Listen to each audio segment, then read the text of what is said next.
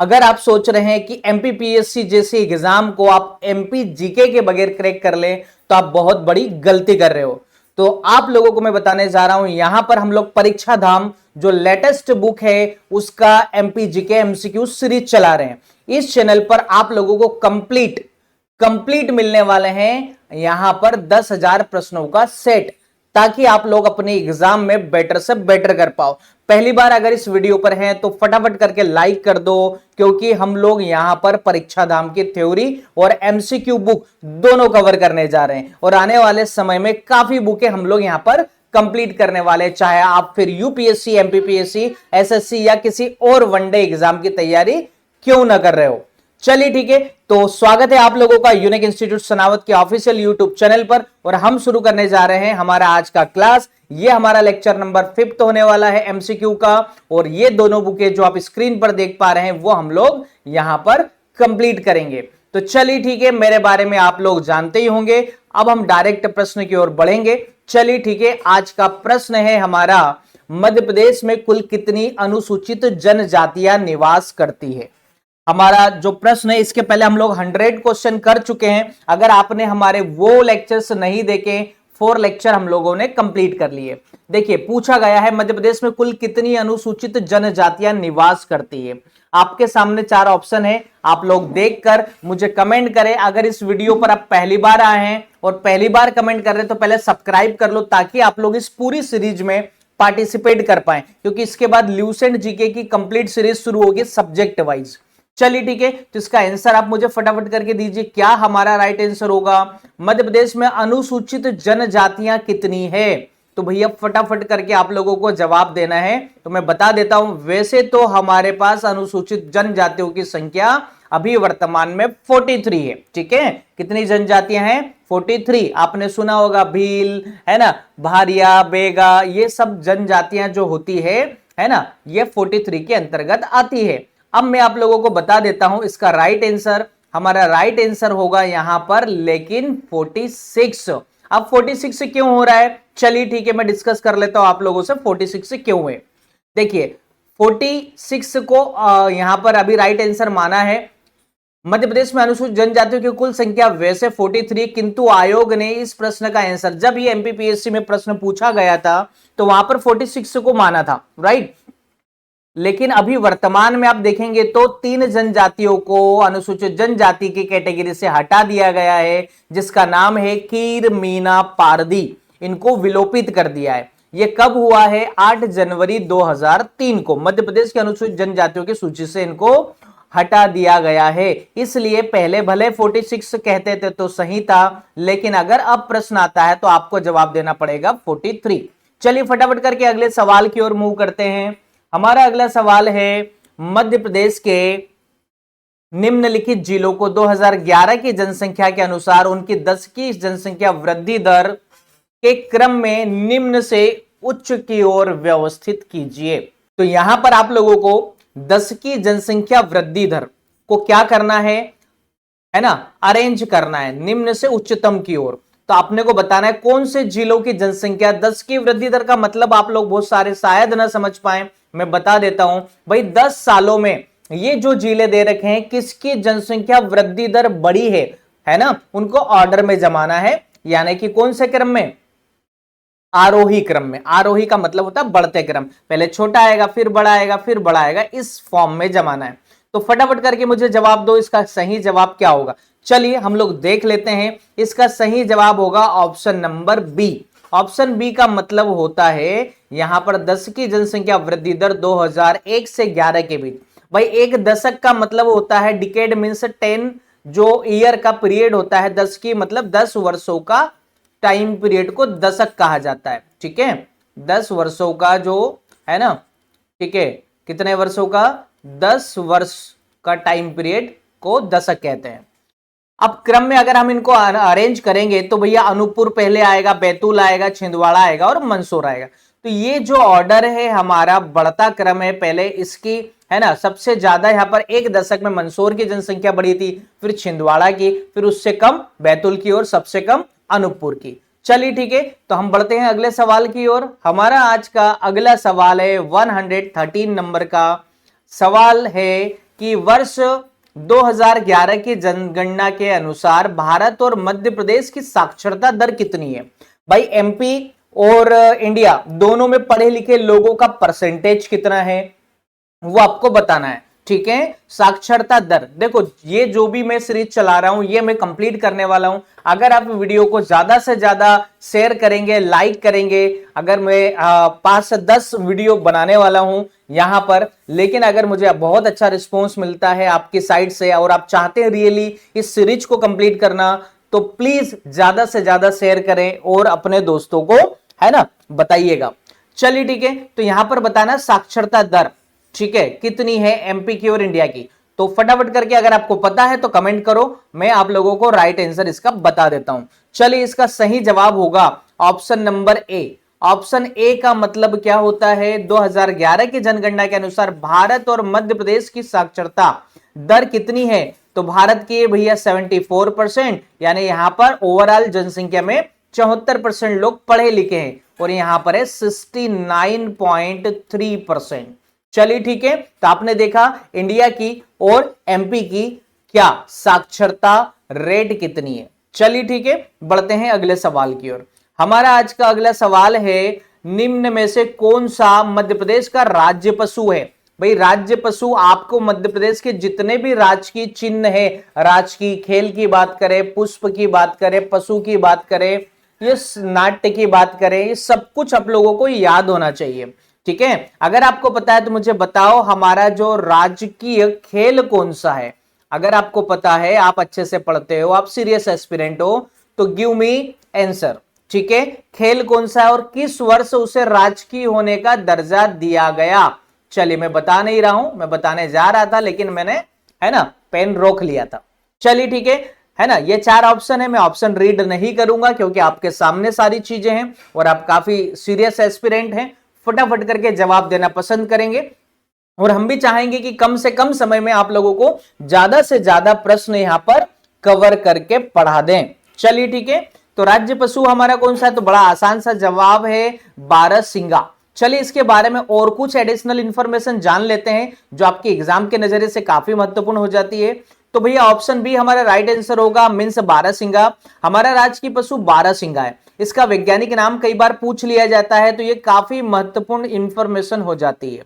रूस वर्ष डुआउसेली, हमारे वैज्ञानिक नाम, हमारा नहीं, बारहसिंगा का वैज्ञानिक नाम क्या है, रूस वर्ष डुआउसेली। प्रजाति कौन सी है, आखिर बारहसिंगा किस प्रजाति का है, तो बेडरी प्रजाति का, जिसको सर्विडी भी कहते हैं, बेडरी या सर्विडी। ये एक बार पूछा गया था एमपीपीएससी में ये सवाल कि कौन सी प्रजाति का है। चलिए, बाहुल्य क्षेत्र क्या है, इसका मतलब ये कहां पर जनरली पाया जाता है, तो कान्हा-किसली राष्ट्रीय उद्यान। मध्य प्रदेश में राष्ट्रीय उद्यान और अभ्यारण्यों की संख्या भी सबसे ज्यादा है हमारे भारत में अन्य राज्यों की तुलना में। तो है ना, यहां पर बताना है कहां पर पाया जाता है, तो कान्हा-किसली राष्ट्रीय उद्यान में। कहां पर स्थित है कान्हा-किसली, मंडला और बालाघाट में स्थित है। कान्हा-किसली कहां पर है, मंडला और बालाघाट में। आप लोगों को मैं बता दूं, जो भी हम लोग एमसीक्यू लगा रहे हैं यहां पर काफी एडिशनल इंफॉर्मेशन आप लोगों को मैं देने वाला हूं और कहां कहां से कैसे क्वेश्चन बन चुके हैं। अभी मैं 10 ईयर पीवाईक्यू सीरीज भी चला रहा हूं। अभी हाल फिलहाल में मैंने आप लोगों के लिए 2025 का जो एमपीपीएससी का पेपर है, 24 का है, वो आप लोगों को विद आंसर बता रखा है। ठीक है, अभी इसके बाद अब जब हम लोग 10 ईयर के फटाफट करके कंप्लीट कर लेंगे तो उसके बाद एक एनालिसिस रिपोर्ट में आप लोगों को दूंगा जिसमें कहां कहां से 10 वर्षों में किन किन टॉपिक से पूछे गए। ठीक है, वो सारे टॉपिक की लिस्ट मिल जाएगी ताकि आप लोगों को अपने टारगेटेड स्टडी करने में हेल्प हो पाए। तो चलिए बताइए, बारहसिंगा को किस वर्ष राजकीय पशु का दर्जा मिला, तो 1981 में। विशेष क्या है, 2017 में हुआ ये कि कान्हा-किसली राष्ट्रीय उद्यान ने, है ना, भूरसिंह द बारहसिंगा नाम से अपना शुभंकर जारी किया था। क्या जारी किया था, ये भी एमपीपीएससी में पूछा गया सवाल है, आप पीवाईक्यू उठा के देख लीजिए, है ना। ठीक है, ये सवाल पूछा गया है। चलिए ठीक है, तो बढ़ते हैं हम लोग अगले सवाल की और हर एक फैक्ट पर आपकी नजर होना चाहिए, है ना। चलिए ठीक है, अगला सवाल है 115 नंबर का। निम्नलिखित में से मध्य प्रदेश के किस शहर को भारत का ग्रीनविच माना जाता है ना। वहां से गुजरने वाली देशांतर की पहली मध्य रेखा है, मतलब भैया हमारे यहां से मध्य प्रदेश से जो ग्रीनविच लाइन है, रेखा है, कौन से जिले से गुजरती है और जिसको माना जाता है देशांतर की पहली मध्य रेखा? चलिए बताइए, सीहोर होगा, भोपाल, उज्जैन और इंदौर। तो क्या होने वाला है? तो हमारा राइट आंसर होने वाला है उज्जैन। उज्जैन होगा क्या? फटाफट करके कमेंट करके बताओ। चलिए ऑप्शन सी हमारा राइट आंसर होगा उज्जैन। उज्जैन क्यों होगा, चलिए समझ लेते हैं इसकी पूरी कहानी। उज्जैन को हिंदुस्तान का ग्रीनविच कहा जाता है क्योंकि यहां पर अक्षांश और देशांतर रेखाएं एक दूसरे को काटती है ना। एक राजा थे एक जमाने में, प्राचीन समय की बात है, उस राजा का नाम था राजा सवाई जयसिंह। उन्होंने यहां एक वेधशाला का निर्माण करवाया था। क्या निर्माण करवाया था? वेधशाला का। साथ ही पृथ्वी का केंद्र बिंदु मंगलनाथ मंदिर जो वर्तमान में उज्जैन में स्थित है को माना जाता है। तो ये कुछ एडिशनल फैक्ट है, ये काफी बार एग्जाम में रिपीट हुए हैं और ये पूछे जाते रहे, आप लोगों को पता होना चाहिए। बात समझ में आ रही है? चलिए ठीक है, ये सारे महत्वपूर्ण फैक्ट आप लोगों के लिए बहुत काम के हैं। आप इस पीडीएफ को अगर डाउनलोड करना चाहते हैं तो फटाफट करके हमारा टेलीग्राम ग्रुप जरूर ज्वाइन कर लो, ताकि आप लोगों को वहां पर लेक्चर देखने के बाद हमारा पीडीएफ मिल जाए। साथ ही आपको यूनिक इंस्टीट्यूट सनावत का ऑफिशियल प्ले स्टोर से ऐप भी डाउनलोड करना है, ताकि आप लोगों को वहां पर एक सिस्टमेटिक फॉर्म में मैं सारे लेक्चर्स विदाउट, यहां पर यूट्यूब पर आपको एडवर्टाइजमेंट भी देखने होते हैं बीच बीच में, आपके जो आपका फोकस होता है, आपको यहाँ डिस्ट्रैक्शन भी मिलता है ना। तो वहां पर आपको सिस्टमेटिक लेक्चर मिल जाएंगे, साथ ही लेक्चर के नीचे पीडीएफ। तो ऐप जरूर डाउनलोड कीजिएगा। चलिए ठीक है, बढ़ते हैं अगले सवाल की ओर। हमारा अगला सवाल है 116 नंबर का सवाल, कहता है मध्य प्रदेश का राज्य खेल कौन सा है? तो भैया अभी बताया था, ये पटवारी 2013-23 के एग्जाम में पूछा गया था। मलखंब। तो हमारा राइट आंसर क्या होने वाला है? मलखंब। मलखंब क्या है? मलखंब भैया हमारे मध्य प्रदेश का राजकीय खेल है। मलखंब से जुड़े और भी कुछ फैक्ट मैं बता देता हूं। मलखंब अकादमी कहां पर है? मलखंब अकादमी कहां पर है? तो ये है भैया हमारे सीएम है ना जी के गृह निवास जिला उज्जैन में। कहां पर है? उज्जैन में। मालूम है हमारे सीएम साहब कहां से है? डॉक्टर है ना मोहन यादव जी उज्जैन के हैं। ठीक है, तो वहां पर है मलखंब अकादमी। महाकालेश्वर नगरी है कौन? उज्जैन। चलिए ठीक है, और भी कुछ एडिशनल फैक्ट मैं बता रहा हूं। इसे राजकीय खेल का दर्जा 2023 में दिया गया था। कौन से क्षेत्र में मलखंब का आयोजन होता है? तो यह मालवा क्षेत्र में। भाई इंदौर, उज्जैन, देवास ये सब मालवा के अंतर्गत आते हैं। विशेष इसमें क्या है और जानने लायक? तो मलखंब अकादमी अभी मैंने बताया उज्जैन में है। अब एक और महत्वपूर्ण फैक्ट है, प्रभास जोशी सम्मान किस क्षेत्र में दिया जाता है? यह सवाल पूछा गया है। आप पीवाईक्यू उठा के देखो, जो मैं बोल रहा हूं आप लोगों को पुराने प्रश्न पत्रों के एनालिसिस के बाद बता रहा हूं। तो प्रभास जोशी सम्मान मलखंब के क्षेत्र में दिया जाता है। और कब से दिया जाने लगा? तो 2020 में मलखंब को राष्ट्रीय खेल पुरस्कार में शामिल किया गया है। चलिए ठीक है, तो फटाफट करके बढ़ते हैं अगले सवाल की ओर। हमें काफी सवाल कंप्लीट करने हैं, और अभी तक अगर आपने सिर्फ वीडियो देख रहे हो, न लाइक किया है न सब्सक्राइब किया है, तो आपका कोई 1 रुपए का भी यहां पर खर्च नहीं होगा। तो दोस्तों बस इससे हमें सपोर्ट मिलेगा, मोटिवेशन मिलेगा, ताकि आप लोगों के लिए हम लोग इसी प्रकार मेहनत करते रहे और इस टाइप का है ना इफेक्टिव और यूजफुल एग्जाम को क्रैक करने के लिए कंटेंट लाते रहें। 117 नंबर का प्रश्न है, पुनासा शहर या कस्बा बोलो मध्य प्रदेश के निम्नलिखित में से किस जिले के अंतर्गत आता है? बहुत सरल सा सवाल है, है ना, 2023 की पुलिस के एग्जाम में पूछा था। चलिए एक और अपडेट दे देता हूं आप लोगों को। अपडेट क्या है? चलिए अपडेट कुछ ऐसा है कि आप लोग जानते हैं एमपीएसआई का एग्जाम आने वाला है ना, नोटिफिकेशन, और एमपी पुलिस का काफी समय के बाद। तो एमपी पुलिस और एसआई में आप लोग जानते हो कि काफी महत्वपूर्ण रोल हो जाता है हमारे मध्य प्रदेश सामान्य ज्ञान का। तो ये सीरीज आप लोगों को एमपीएसआई, एमपी पुलिस या एमपीपीएससी किसी की भी तैयारी करो, हम जब एमपीपीएससी की तैयारी करते हैं, उस लेवल का कंटेंट पढ़ते हैं, तो ये मान के चलो एसआई की तैयारी तो हमारी उसके अंदर ही हो जाएगी, पुलिस की तैयारी तो उसी के अंदर हो जाएगी। तो आप लोगों के लिए सीरीज बहुत ही कारगर साबित होगी। चलिए, तो भैया पुनासा किस शहर में आता, पुनासा जो शहर है किस जिले में पड़ता है, तो खंडवा में पड़ता है। और बताओ मुझे कौन सा डैम है पुनासा में, सबसे बड़ा डैम कौन सा है भैया, इंदिरा सागर डैम। कौन सा डैम, इंदिरा सागर। चलिए हम जानते हैं इंदिरा सागर डैम के बारे में और भी कुछ। पुनासा जो है खंडवा जिले में स्थित है, यहां नर्मदा नदी पर मध्य प्रदेश का सबसे ऊंचा बांध, एमपी का सबसे लार्जेस्ट हाइट वाला बांध बना हुआ है जिसका नाम है इंदिरा सागर बांध, या पुनासा डैम के नाम से जर्नली उसे जाना जाता है लोकल लोगों में, या आसपास के जिले में पुनासा डैम के नाम से उसे पुकारा जाता है। चलिए ठीक है, अगला सवाल, मध्य प्रदेश राज्य के बाद क्षेत्रफल की दृष्टि से भारत का तीसरा बड़ा राज्य। भाई आपको क्या पता होना चाहिए, कम से कम 3 से 4 राज्यों के नाम पता होना चाहिए कि क्षेत्रफल में कौन बड़ा है और कौन छोटा है, 3 से 4 तक। जनसंख्या में सब में कौन सा बड़ा राज्य है, और तीसरे चौथे नंबर तक के राज्य भी पता होना चाहिए, है ना। अब आजकल आपसे डायरेक्ट इजी सवाल पूछना बंद हो गए हैं, है ना, वो जमाना गया। अब काफी एडवांस कंपटीशन आपको देखने के लिए मिलता है।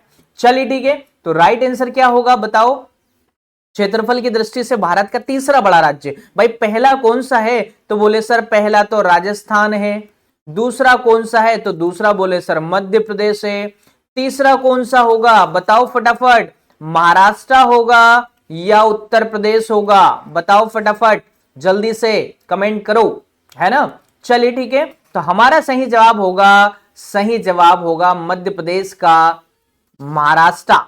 ए ऑप्शन में क्या होगा, चलिए ए ऑप्शन में हमारा राइट आंसर क्या है, चलिए मैं बता देता हूं आप लोगों को। यहां पर तीसरा है महाराष्ट्र। कौन सा है हमारा क्षेत्रफल के हिसाब से तीसरा जिला, महाराष्ट्र। पहला कौन सा है, तो बोले सर राजस्थान। दूसरा कौन सा है, मध्य प्रदेश। तीसरा कौन सा, महाराष्ट्र। और चौथा क्षेत्रफल में छोटा राज्य है उत्तर प्रदेश। चलिए ठीक है, बढ़ते हैं हम लोग हमारे आने वाले सवाल की ओर।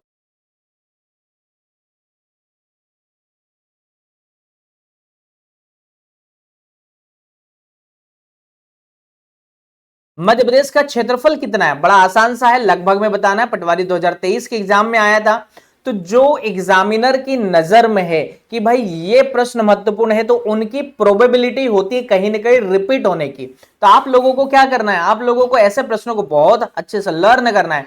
वैसे देखा जाए तो मध्य प्रदेश का जो क्षेत्रफल है 3,08,252 माना जाता है, 3,08,252 है ना वर्ग किलोमीटर माना जाता है। समझ रहे हैं आप, 3,08,252 माना जाता है।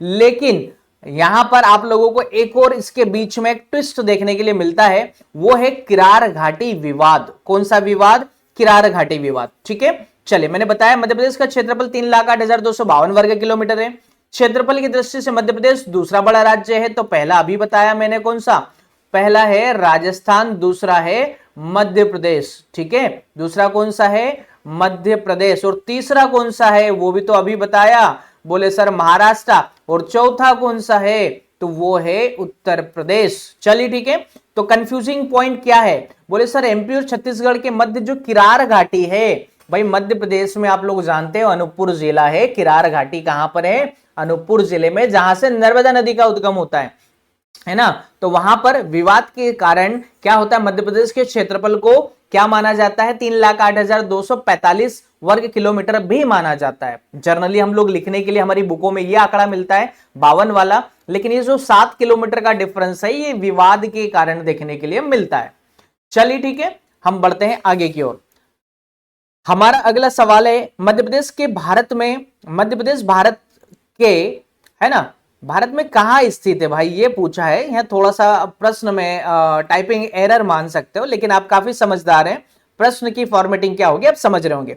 मध्य प्रदेश भारत के, है ना, किस लोकेशन पर स्थित है, ये आपसे पूछा है। ठीक है, भारत में कहां स्थित है, ये कहां नहीं आएगा, भारत में स्थित है, अब बताना है आपको कहां, किस लोकेशन पर, दक्षिण में, मध्य में, उत्तर में, पश्चिम में। भाई नाम ही है हमारा मध्य प्रदेश, यानी हमारे राज्य का नाम क्या है, मध्य प्रदेश। तो स्वाभाविक सी बात है मध्य में स्थित होगा। कहां पर स्थित होगा, मध्य प्रदेश। सबसे पहले मध्य प्रदेश जो है, मध्य प्रदेश का जो मध्य प्रदेश नामकरण किसने किया, तो पंडित जवाहरलाल नेहरू ने। पंडित जवाहरलाल नेहरू ने क्या किया, मध्य प्रदेश को मध्य प्रदेश नाम दिया। चलिए ठीक है, मध्य प्रदेश का गठन कब हुआ कमेंट में बताइए फटाफट।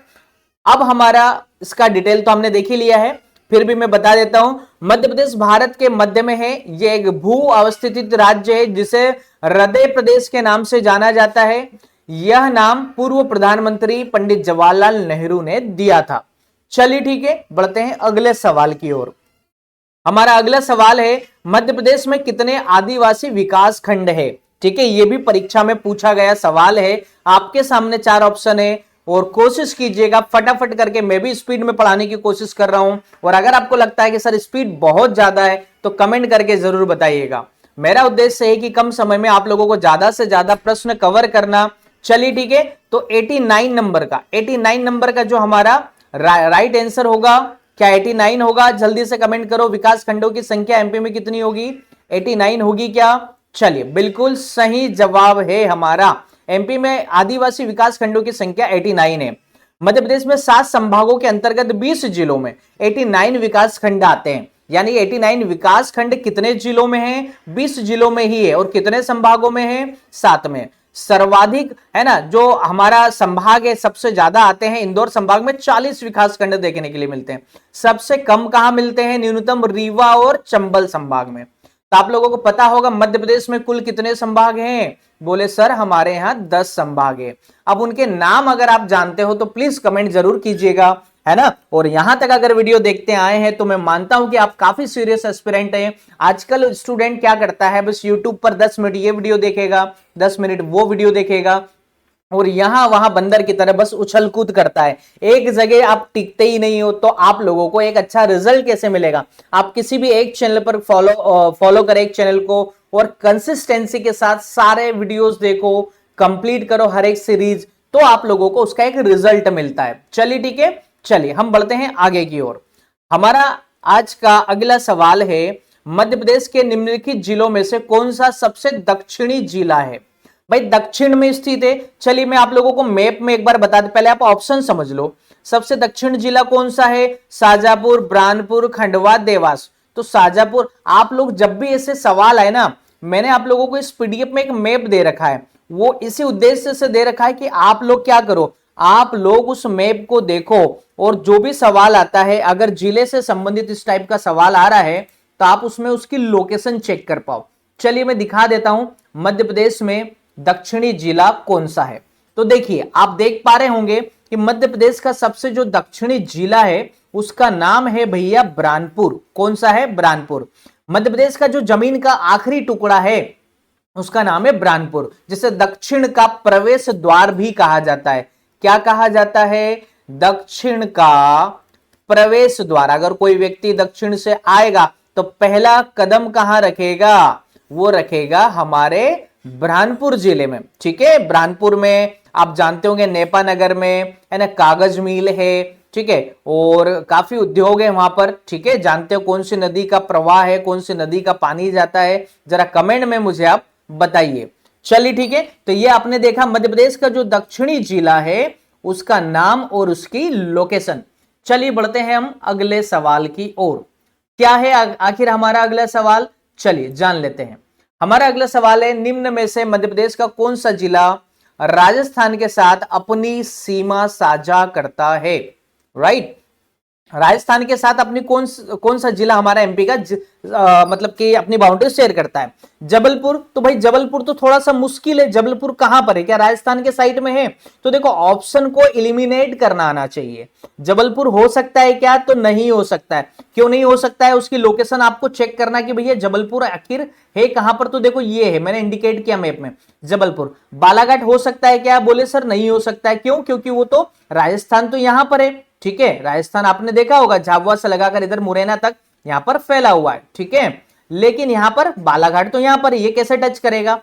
उसके अलावा गुना, बैतूल पहले देख लो, बैतूल हो सकता है क्या? बैतूल बोले सर महाराष्ट्र को टच कर रहा है, उसकी लोकेशन तो यहां पर है। ठीक है, ये भी टच नहीं कर सकता है। तो बचता कौन है? गुना। गुना कहां पर है? चलो समझ लेते हैं। गुना ये है, तो गुना की बाउंड्री यहां पर राजस्थान को टच करने वाली है या करती है। इसके अलावा शिवपुरी भी टच करता है, श्योपुर भी करता है, मुरैना भी करता है। भाई सारे नीमच यहां पर आपके सामने ये जितने भी जिले हैं आप इनको मैप में देखो और बार बार इनको जब पढ़ोगे तो आपको याद नहीं करना पड़ेगा, रटना नहीं पड़ेगा। क्यों? किसी चीज को जब बार बार पढ़ते हैं, देखते हैं तो ऑटोमेटिक याद हो जाता है। यही साइंस का नियम है। चलिए ठीक है, अगला सवाल है अब ये मैं बता नहीं रहा हूं आपको डिटेल, क्योंकि आप लोग देख ही रहे हैं शिवपुरी व मुरैना राजस्थान और उत्तर प्रदेश दोनों को टच करते हैं। शिवपुरी और मुरैना एक ऐसे जिले हैं जो एमपी है ना, इधर किसको किसको, यूपी को भी और राजस्थान दोनों को टच करता है। क्यों करता है अभी मैप में मैंने बता दिया, अगर आपको लगे तो आप भी देख सकते हो। चलिए 124, अगला सवाल क्या है हमारा, मध्य प्रदेश के निम्नलिखित जिलों में से कौन सा सबसे पूर्वी स्थान पर है? पूर्वी यानी सबसे पूर्व दिशा में स्थित है। चलिए हम लोग देख लेते हैं। मध्य प्रदेश का सबसे पूर्वी जिला तो सभी जानते हैं, सिंगरौली। कौन सा जिला होगा? सिंगरौली, है ना। मध्य प्रदेश का सबसे पूर्वी जिला बोले सर कौन सा होता है, तो सिंगरौली। पर क्या आपको ऑप्शन में दे रखे हैं, तो आपको जो आंसर देना है वो ऑप्शन के अकॉर्डिंग देना है। यानी यहां पर थोड़ा सा प्रश्न में एक ट्विस्ट ऐड कर दिया गया कि भाई ऑप्शन में रियल में तो पूर्वी जिला कौन सा है, ये ईस्ट साइड आपको मिलता है सिंगरौली। अगर उत्तर की ओर देखेंगे तो मुरैना मिलेगा, ठीक है। अगर दक्षिण इधर देखेंगे क्या बोलेंगे, पश्चिम की ओर, तो पश्चिम की ओर आपको मिलेगा यहां पर अलीराजपुर। क्या मिलेगा वेस्ट में? अलीराजपुर। दक्षिण की ओर जाओगे तो आपको क्या मिलेगा, है ना, दक्षिणी जिला, है ना, यह मिलेगा बुरहानपुर। लेकिन आपसे ऑप्शन के मुताबिक पूछा है, दैट मीन्स आपको पहले ऑप्शन को देखना है, उसके मुताबिक जवाब देना है कि क्या सही होगा।